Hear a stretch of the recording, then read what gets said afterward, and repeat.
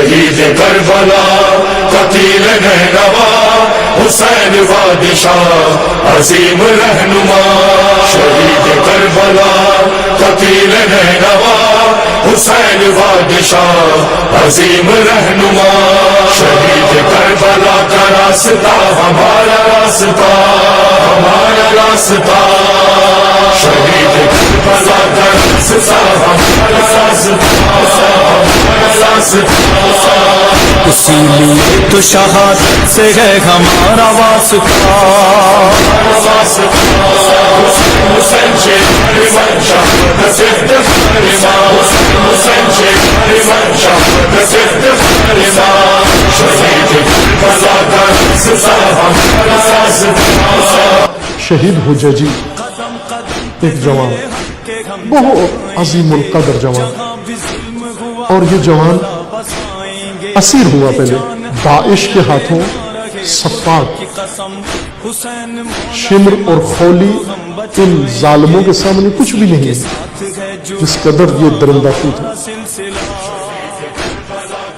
چھوٹے لگتے ہیں ان کے سامنے۔ ان کے ہاتھوں اسیر ہوا یہ شہید، اسیر ہو کر اس کی تصویریں انہوں نے بنائی، ان تصویروں میں مسکراتا ہوا چہرہ اور فتح کی علامت اسارت میں بناتا ہوا ان کے شکنجے میں گئے اور جا کر اس کو اسی طرح شہید کیا، بے دردی کے ساتھ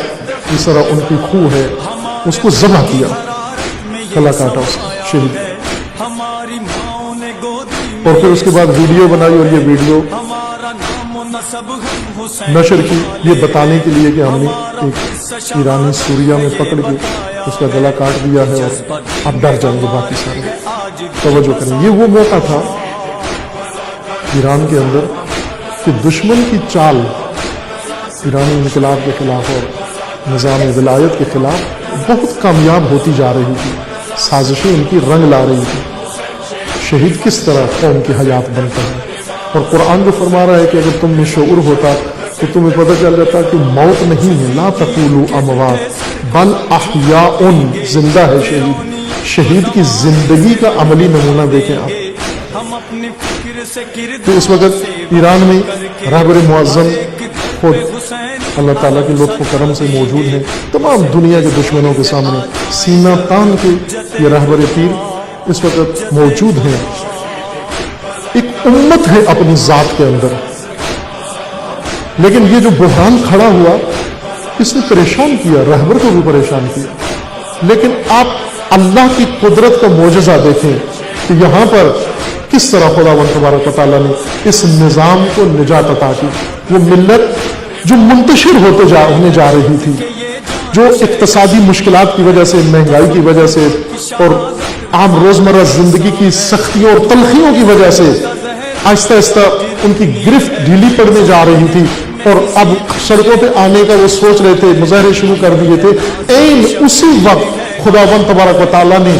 اس ملت کو دوبارہ ایک بندھن میں باندھنے کے لیے اور ان کے ڈھیلے عزائم کو دوبارہ پختگی عطا کرنے کے لیے خداوند تبارک و تعالیٰ نے یہ اہتمام کیا کہ ایک شہید جو دوسری سرزمین پر دشمن کے ستم کا نشانہ بنا، اور اس کی گردن کٹی لاش جب ایران کے اندر آئی اور ہر شہر میں اس کی تشییع جنازہ ہوئی، تو کوئی فرد اس ملت کا ایسا نہیں رہ گیا جو اس شہید کے جنازے میں آ کر اور اس نے دشمن کے خلاف عہد نہ کیا ہو، اور شہید کی لاش پہ قسم کھا کے کہا کہ اے شہید، ہم بھوکے مر سکتے ہیں، ہم پیاسے رہ سکتے ہیں، ہم مہنگائی برداشت کر سکتے ہیں، لیکن شہید تیرے خون کی قسم ہم اس انقلاب کو دشمن کے حوالے نہیں کر سکتے۔